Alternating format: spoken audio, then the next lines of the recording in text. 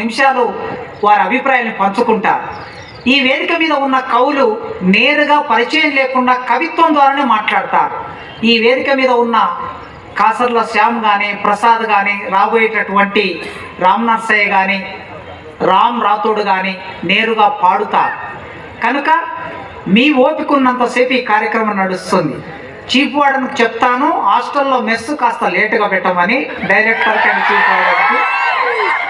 కనుక ఇట్లాంటి ఈ సంతోషకరమైన కార్యక్రమం మళ్ళీ మనకు రెండేళ్లకు ఒకసారి వస్తుంది. కనుక ఇందులో మనమందరం భాగం అవుతూ, మిత్రులారా, ఇప్పుడు 2 కార్యక్రమాలు చూసాం.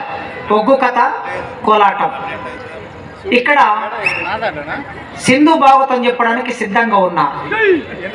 వారు చెప్తారు మధ్యలో ఒక 5-10 నిమిషాలు కవిత్వం కూడా. అయితే మొదలు ఇప్పటి వరకు పాటలు విన్నాం.